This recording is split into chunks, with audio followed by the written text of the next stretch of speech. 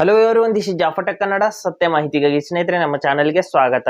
ಸ್ನೇಹಿತರೆ, ಇವತ್ತು ನಾವು ಸ್ನ್ಯಾಪ್ಚಾಟ್ ನಲ್ಲಿ ನಾವು ಲೈಕ್ ಮಾಡಿರುವಂತಹ ಸ್ಪಾಟ್ಲೈಟ್ ವಿಡಿಯೋಗಳು ಇರಬಹುದು, ಅಥವಾ ಸ್ಟೋರಿ ಇರಬಹುದು, ಅಥವಾ ಇನ್ಯಾವುದೇ ಸ್ನ್ಯಾಪ್ಸ್ ಇರಬಹುದು.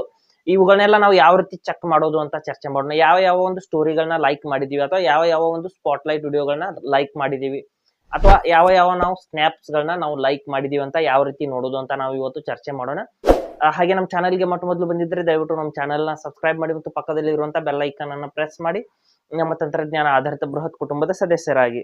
ಸ್ನೇಹಿತರೆ, ನಾವು ಯಾವ ಒಂದು ಸ್ಟೋರಿಗಳನ್ನ ಲೈಕ್ ಮಾಡಿದೀವಿ ಅಂತ ನೋಡೋದಕ್ಕಾಗಿ ಸ್ನ್ಯಾಪ್ಚಾಟ್ ಆ್ಯಪ್ನ ಓಪನ್ ಮಾಡ್ಕೊಳ್ಳೋಣ. ಮಾಡಿಬಿಟ್ಟು ಮೇಲ್ಗಡೆ ನಮ್ಮ ಒಂದು ಪ್ರೊಫೈಲ್ ಐಕನ್ ಇರುತ್ತೆ, ಅದರ ಮೇಲೆ ಕ್ಲಿಕ್ ಮಾಡ್ಕೋಬೇಕು.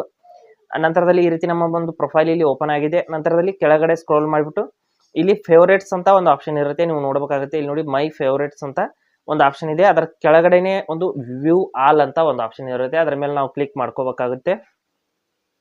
ವ್ಯೂ ಆಲ್ ಮೇಲೆ ಕ್ಲಿಕ್ ಮಾಡಿದ ನಂತರದಲ್ಲಿ ಇಲ್ಲಿ ನೋಡಬಹುದು, ನಾವು ಲೈಕ್ ಮಾಡಿರುವಂತಹ ಸ್ಟೋರೀಸ್ಗಳಿರಬಹುದು, ಸ್ಪಾಟ್ಲೈಟ್ ವಿಡಿಯೋಗಳಿರಬಹುದು, ಅಥವಾ ಇನ್ಯಾವುದೇ ಸ್ನ್ಯಾಪ್ಸ್ಗಳಿರ್ಬೋದು, ಎಲ್ಲವೂ ಕೂಡ ಒಂದೇ ಕಡೆ ಇರುತ್ತೆ.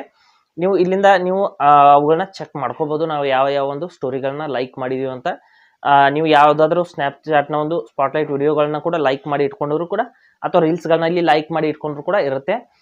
ಈ ರೀತಿ ನಾವು ಸ್ನ್ಯಾಪ್ಚಾಟ್ನಲ್ಲಿ ಲೈಕ್ ಮಾಡಿರುವಂತಹ ಒಂದು ಸ್ಟೋರಿಗಳನ್ನ ಎಲ್ಲ ನೋಡ್ಕೋಬಹುದು. ಹಾಗೆ ಸ್ನೇಹಿತರೆ, ಕೊಟ್ಟಿರೋ ಮಾಹಿತಿ ಸಂಪೂರ್ಣ ಮತ್ತು ನಿರೂಪಣೆ ಮಾಡಿದ ಶೈಲಿ ಉತ್ತಮ ಅಂತ ಅನಿಸಿದ್ರೆ ವಿಡಿಯೋನ ಲೈಕ್ ಮಾಡಿ ಮತ್ತು ನಿಮ್ಮ ಸ್ನೇಹಿತರಿಗೂ ಕೂಡ ಶೇರ್ ಮಾಡಿ. ಹಾಗೆ ಇದ್ರ ಬಗ್ಗೆ ಸಮಸ್ಯೆಗಳು, ಡೌಟ್ಗಳಿದ್ರೆ ಕಮೆಂಟಲ್ಲಿ ಅವಶ್ಯವಾಗಿ ತಿಳಿಸಿ. ಮುಂದಿನ ವಿಡಿಯೋದಲ್ಲಿ ಮತ್ತೊಂದು ಹೊಸ ವಿಷಯದೊಂದಿಗೆ ಇದೇ ರೀತಿ ಮುಂದೆ ಬರ್ತೀವಿ. ಎಲ್ಲಿವರೆಗೂ ಟೇಕ್ ಕೇರ್.